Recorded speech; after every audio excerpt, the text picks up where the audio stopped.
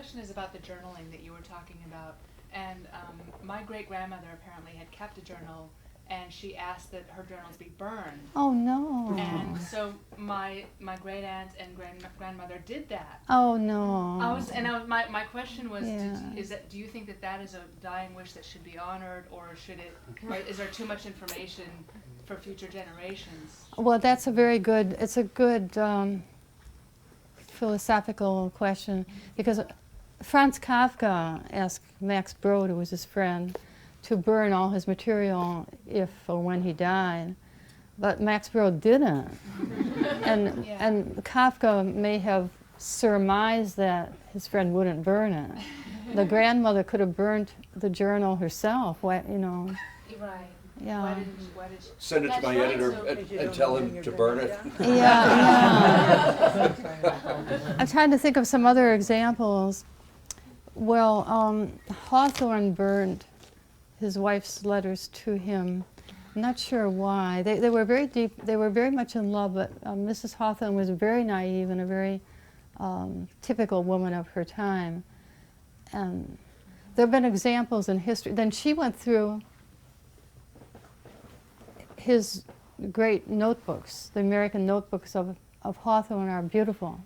They're wonderful writing, and much better than his fiction, actually. The fiction is very artificial and elegant and stylized. The journals are right from the heart, and he really looks around the world and writes so beautifully, whereas in the fiction of Hawthorne, the external world is barely there. There's not any central world there. But anyway, there's two sides of Hawthorne. So his widow then went through and she crossed everything out that were interesting, I think. Which is the same thing as burning it. Yeah. Well, I don't know why they did that. I mean, I would have loved to read those. Yeah. To have read those.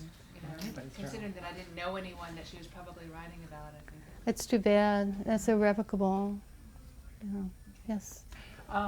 Yeah, I was curious about your brief, well, I don't know how brief it is, but your foray into young adult novels. Oh, young adult. I'm working on one now. How are they different than other novels or other work, and how would you go back to it? Well, I'm writing a young adult novel now. Oh, okay. I think it's something that one can do. One is not able to write an adult novel. An adult novel has to be, I think, original and profound, you know. I mean, try to make it profound. Now, the young adult novel the novels that I write are issue-oriented, and they deal with moral and ethical subjects. They're like mirrors held up to the actual world with a minimum of stylistic language or metaphor. The adult novels that I write have a very decided voice, and I use metaphor quite a bit, and I'm very interested in unusual voices, whereas with the young adult, it's more like communication in an easy and simple way. So I'm working on a novel right now. A friend of mine who's a dean, no, he's a vice president at Rutgers University, he said, it's not generally acknowledged and people don't want to talk about it, there's actually an epidemic of suicide among adolescents.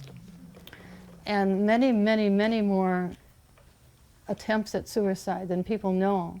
Sometimes the parents do not even know that the child has tried to kill herself. And girls who are cutting themselves and all that. And it's not that they necessarily want to die. I don't think they probably do. But they want to hurt themselves. So my novel is about that issue, and it takes the girls through about a year of their lives, and then it brings them to a positive ending with a role model. Young adults are very susceptible to models. They're very susceptible to influence, good and bad. So that's why it's necessary for them to have good influences, because adults are not nearly so impressionable. We can be at the point where if we see a very bad, malevolent role model, we're not going to succumb. We're strong.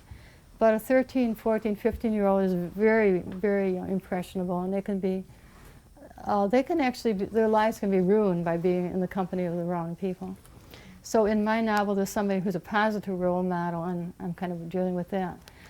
And I wouldn't write about an adult situation quite so overtly or explicitly. The adult novels to me are more like mysteries I'm dealing with myself, and I don't necessarily think that they have to have happy endings. They have inevitable endings. So the main difference between young adult and adult fiction of the kind that most people write, which may not be Rowling's Harry Potter novels, are different. They break the genre. These novels tend to be short. They tend to be oriented toward dialogue, and they don't have much description or exposition. They're kind of stories that move along pretty quickly. Now, I know that Rowling's Harry Potter novels are in a different mode, and she also was rejected. She didn't have an American publisher, you know. She had a hard time getting published because the editor said, "Oh, this book's too long," or it's wrong, you know. It's just not what we're publishing. So it's interesting to know that commercial editors can make such a mistake. Now, is that different also than, say, one of your short novels like Rape, a Love Story or Black Yes, yes.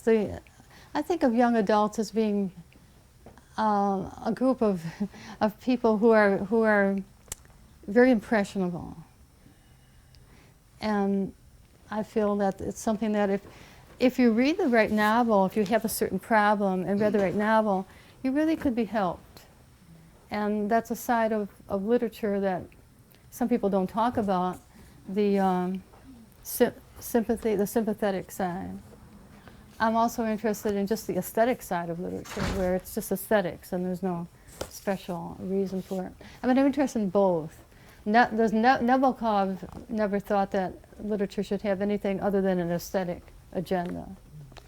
But George Eliot and Dickens and Dostoevsky and all these other 19th century writers, and D.H. Lawrence in the 20th century, they certainly thought that literature had a connection with people and it should be ethical.